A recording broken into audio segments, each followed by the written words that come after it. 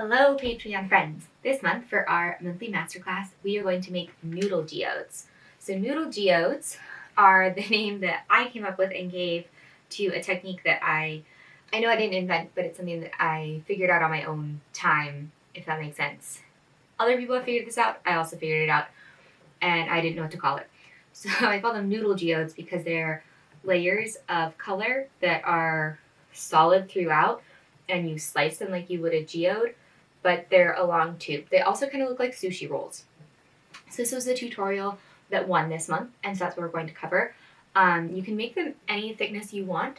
Really, you can make them quite thin or quite larger. We're going to make a bit larger one to really show the color between. And so for this, you're going to need a couple of different colors. It's kind of up to you how many colors you want. I would recommend at least 3.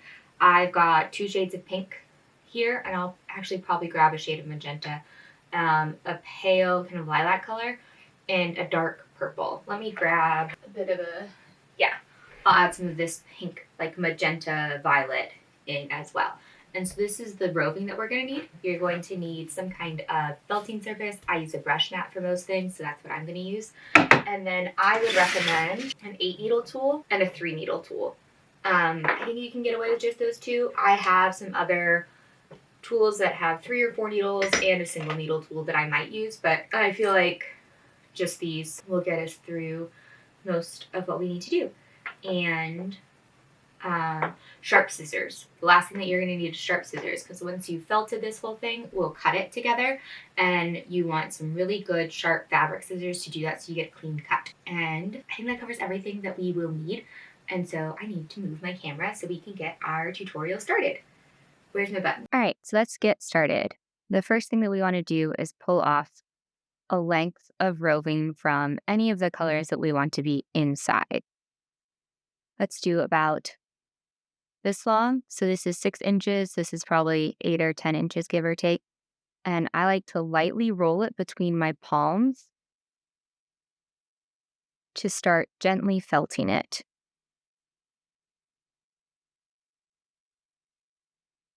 So what we're doing right now is creating the inside portion of the noodle geode. It's the multicolored part. If you look inside of this one, there's yellow and orange, and there's actually pink in there too. Depending on the cut, it can be a little hard to tell since I made these so small. But you can see the multicolor here as well. Come on, you can focus. Yeah. So we're going to make a larger one today than those. It's quite a bit larger than this. But to get started, we'll just lightly roll our stretch of roving between our palms. And flip it over and do the same with the opposite side.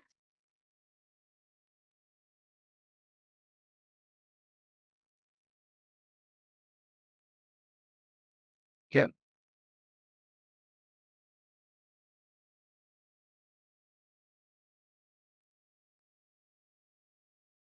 There. So this little section in the middle still needs a bit more rolling, so we'll do that. Great. So it's feeling like a good start, and this is just getting it started. We will keep felting quite a bit. So we're going to set this one down, and we're going to do the same with our other colors. So I have a similar shade of pink, but not quite as hot pink. We're going to pull out a bit about the same length like this. And then same thing, we're going to roll it between our palms up and down the length.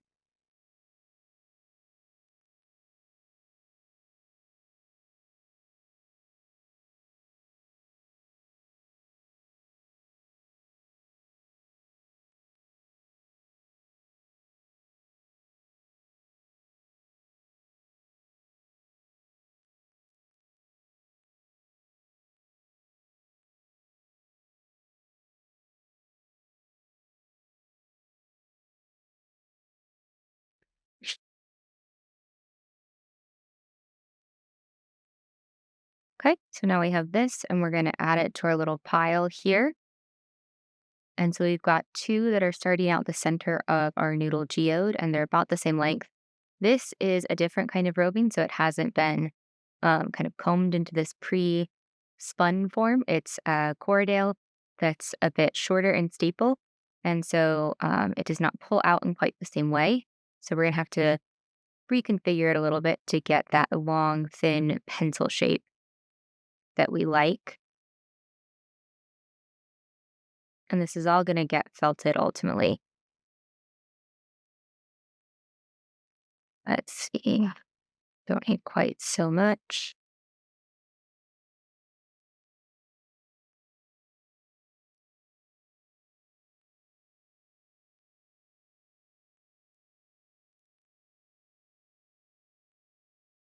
All right, that's about the same length. And now we're gonna start. This one is gonna be a bit harder to roll, but it is doable. See, you can already see that it's rolling into that tight kind of pencil width.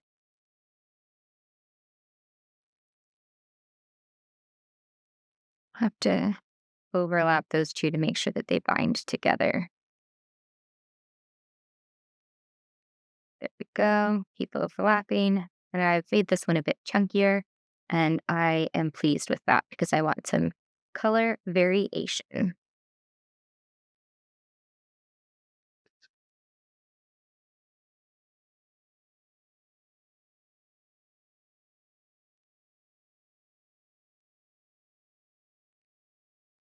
Go. So this one's definitely got some chunkier sections. That's just fine.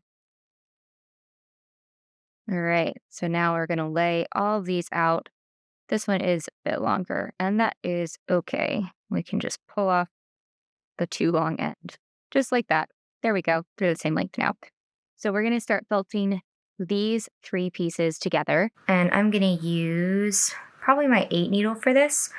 So we're just going to start lightly felting them together, working our way back and forth up and down the length of these pieces.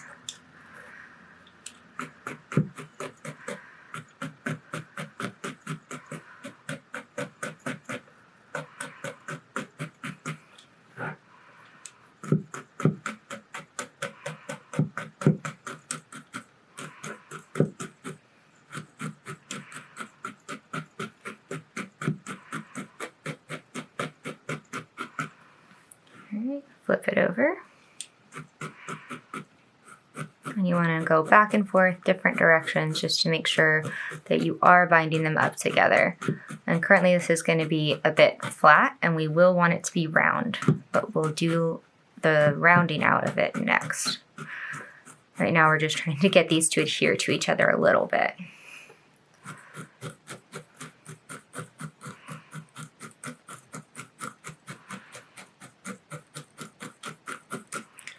Okay, now these are starting to bind up, so now we're going to go down the other direction. So we've turned this up on its side, so it's like a 2x4, and now it's up vertical. And I think I'm going to use my 3 needle tool to go down the other direction. It's like I was saying, our goal is to have this be a tube shape. So now we're starting to work out that tube shape.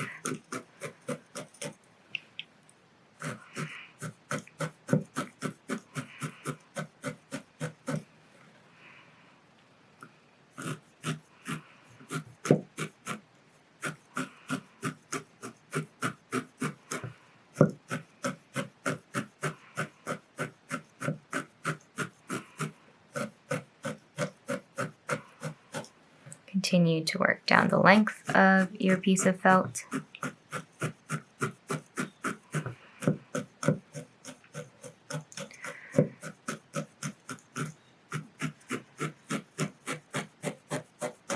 All right, now we're gonna flip it over. So we've got the neon pink up when we had the paler pink up before. And we're gonna do the same thing, going down the length of the wool.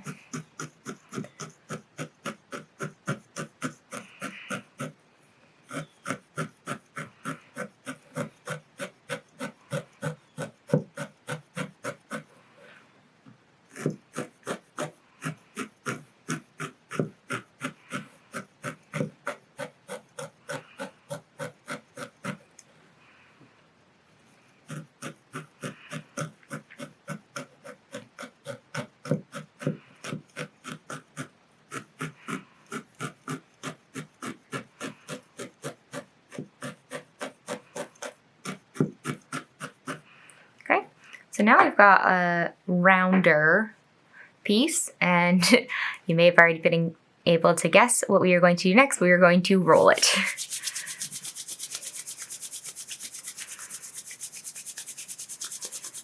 This is just going to smooth out some of those fuzzy edges.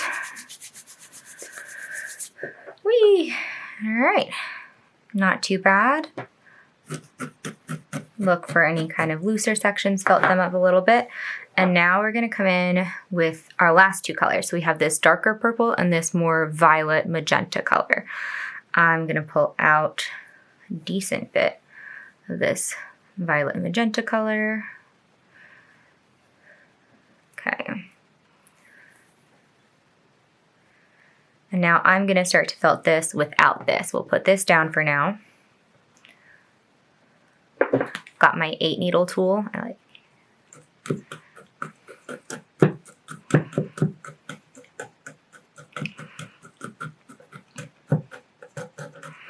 And I'm wanting to pull to lengthen this a bit while I felt. It is going to need some more felt added to it, but we're just getting it started for now.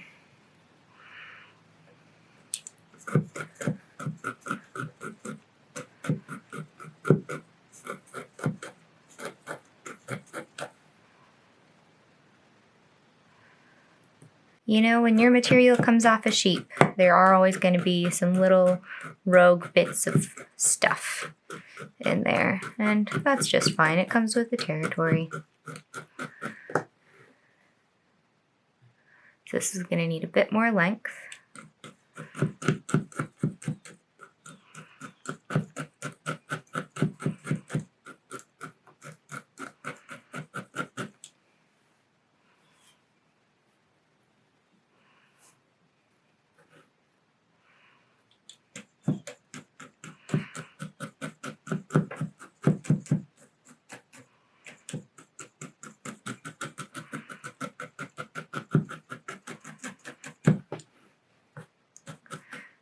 Continue, that is hair from Hazel. Continue to go back and forth and felt this up just a little bit more. And then when we feel like this is tight enough, we are going to add it onto our center tube.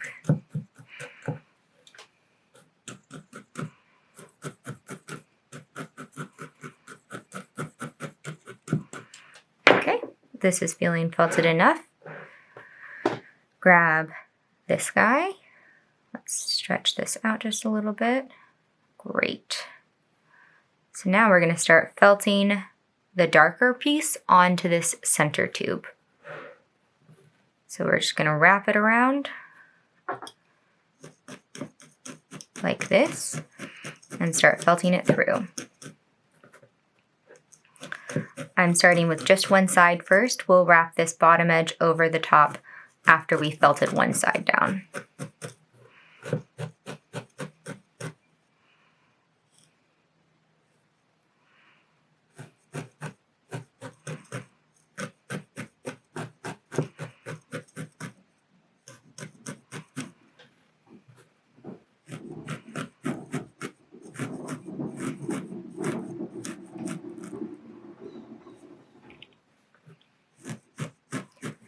If you heard that really loud sound, it's just people bringing their trash in. It was trash day today.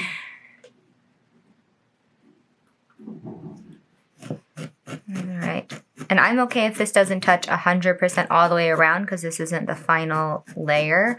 For the last layer, I do want it to cover fully all the way around the tube, but for this layer, I don't feel like it needs to cover 100%. I think I'm actually going to switch to my bigger one just to really speed this up. Yeah.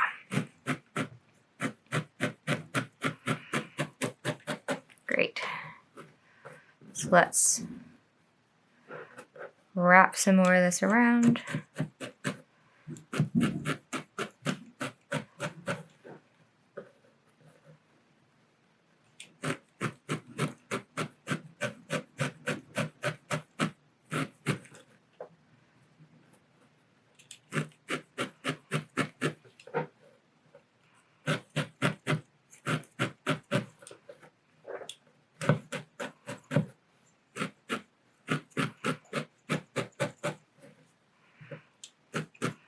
continue to just felt this outer layer onto the core piece that you already have.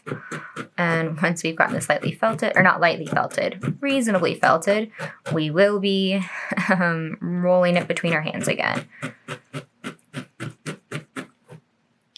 We want to continue to agitate those wool fibers so that they bind together and create a cohesive, well-bonded column of fiber, and not just a couple of individual layers that are only bonded to themselves. We want everything to really adhere to each other, so that way when we cut them apart, this doesn't fall apart.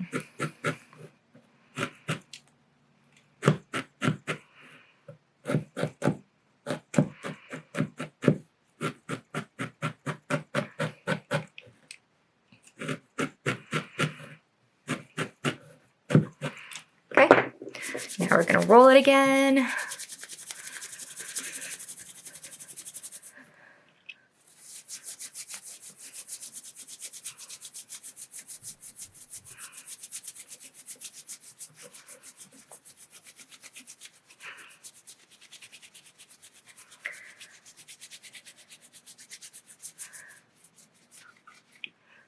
Okay, that is looking pretty well felted up. You can also roll it on the table if you want to. My table is a little too slippery to get purchase on it, but that is an option.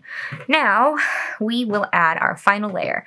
So for me, it's going to be this dark purple, and this will be our thickest layer because we want it to cover evenly across the entire outer portion. So I've got some extra here, and now we're going to do like we did with the other layer, and we're just going to start felting it up.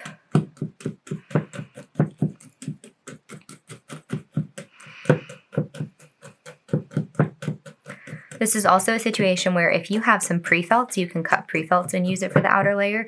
I find that those seams can be a little bit harder to blend together when we're done versus felting with roving, but it is an option. If you already have that in your stash, you can go ahead and pull that out and use it.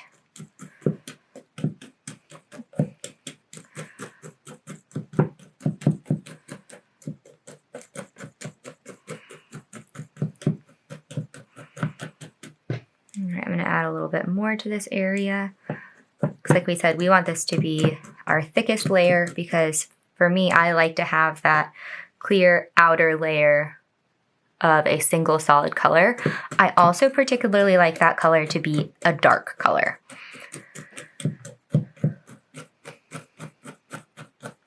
I feel like that really just ties everything up really nicely if it's a darker color. But that is a personal stylistic preference, and you can make the outer color whatever color you would like.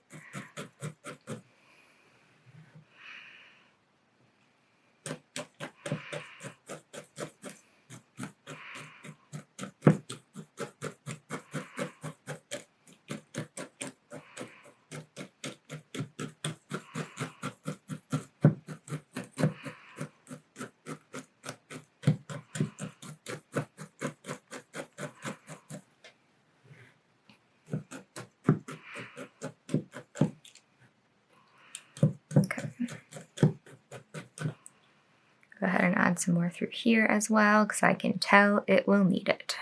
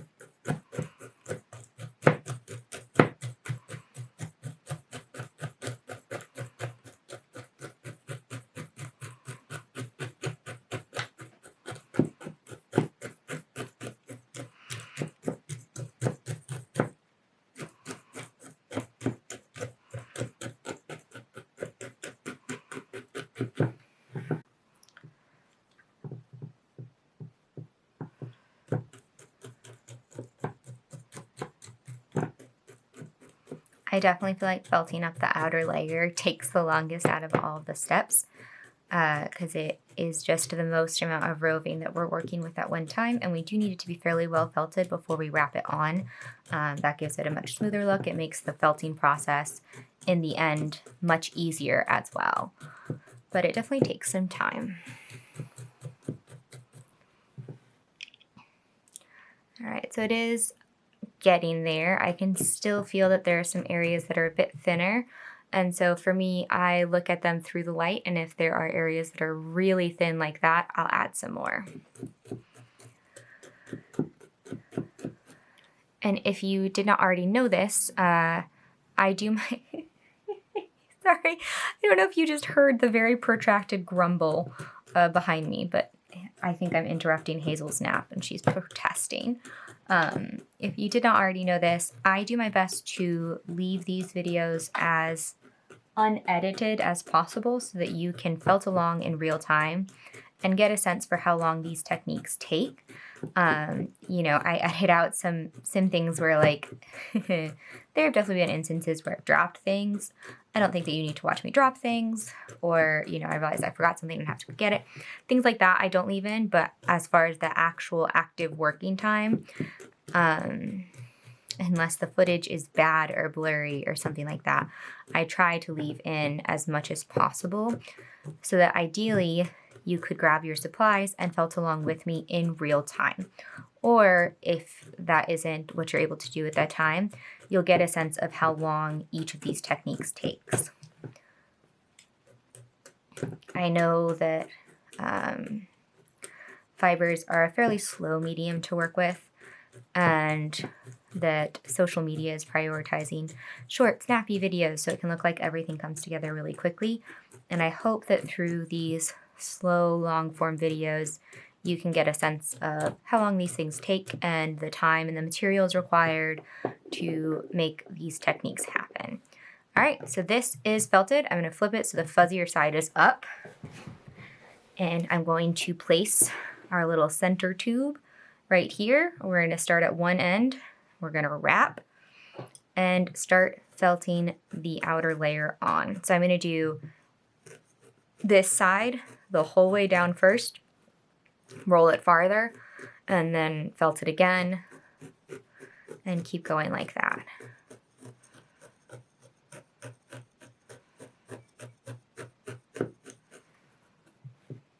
So move it down.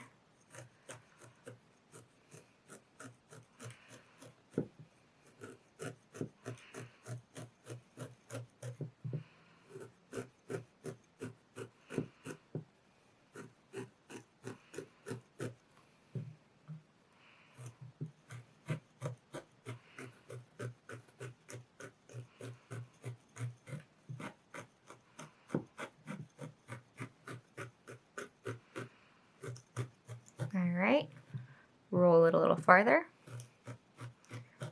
And keep felting.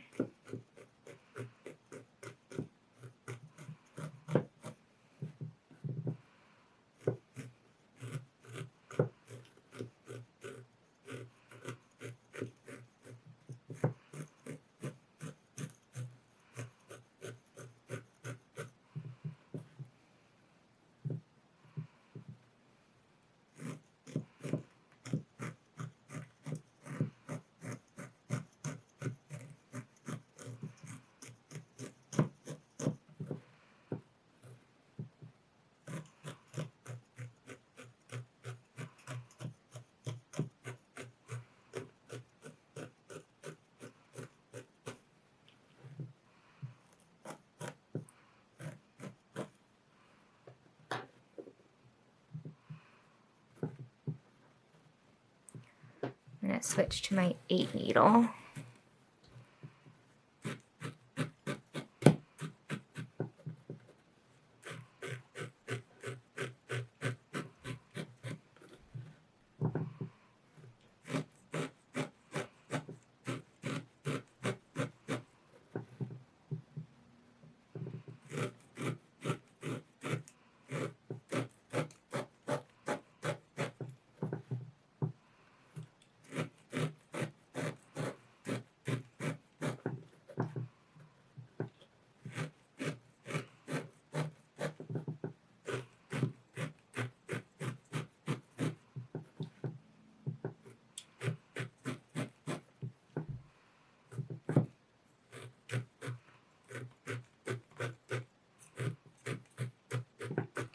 Okay, now I'm going to keep rolling this around and felting it all the way through a couple more times back and forth just to really tighten everything up and make sure that this dark purple outer layer is really well bonded to all the different interior layers.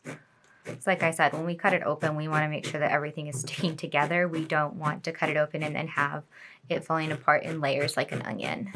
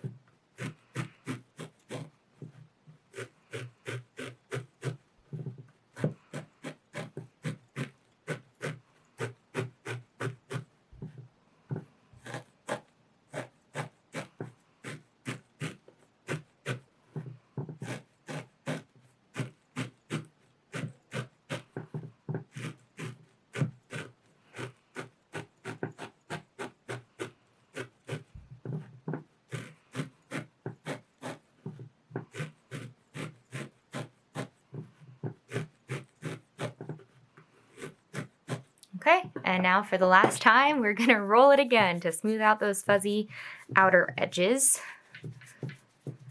Maybe now it'll, no, that's still a little too slippery. I have a very smooth tabletop and it doesn't work as well for rolling things because it needs a little bit of friction.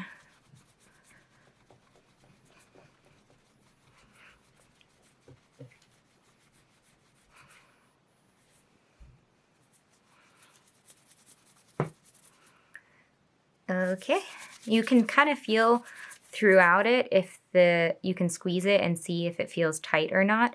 So where it has some rippling, I'm going to come in and I'm going to felt alongside parallel like this instead of down through to tighten up some of those sections that feel like they have not bonded as well.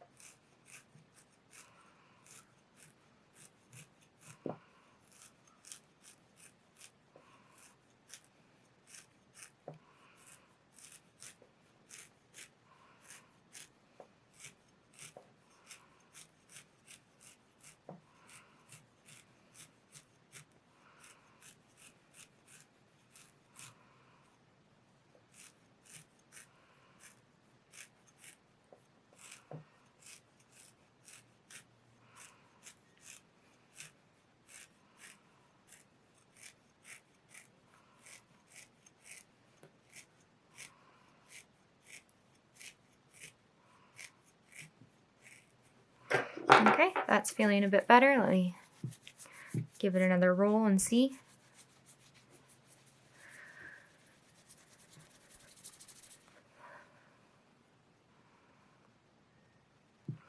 Try and show, when I push it against itself like this, there are some spots where it's still buckling underneath that instead of moving like one continuous tube. So that tells me that there are still some areas that need a little bit more tightening up. And this part can kind of take as long as you want it because you can always fix some of the felting after you cut it open and you see where those spots are, but then it might not be as even.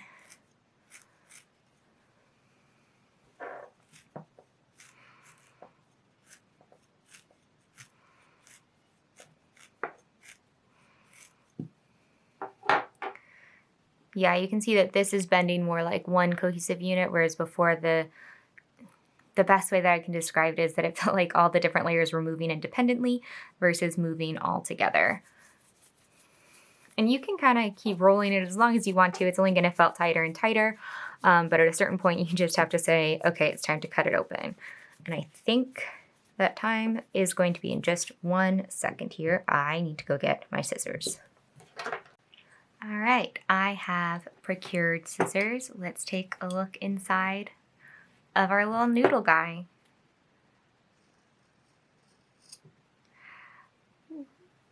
Okay, we're gonna cut a couple so we can take a look. This, what is filming? I don't know. Come on, you can focus. There we go. So you can see we've got the darker outer layer, the red, violet, and then the vibrant hot pink and fluorescent, and then the lilac all through the center. And it varies in width throughout. You can see even that like the bottom of this is different from this all the way throughout. And you can keep cutting up your little tube to make a whole bouquet of these noodle guys. Noodle guys. Noodle is such a funny word. All right, let's finish cutting up. Ooh. But yeah, here they all are, like a little bouquet of bright, funky flowers, basically. Hold on, I'm trying to show them off for you. So you can see they are reading a bit dark to me now in this light, even though in person they are very purple, but on camera I think they're reading a bit black. But in person they are very purple. And so these are Noodle Geodes. And so the way that I continue to work with these is that I take the ends and I felt the ends down, especially if it's one of the ends that is a bit fuzzy. I'll kind of spread it out, stick it on my surface, and felt it down. And then if it's one of the flatter guys, I'll pick which side I want to be the top and then fluff out the other side and felt it down. And if I feel like it needs a bit more security, I'll sew around the bottom of it just to really hold it in place.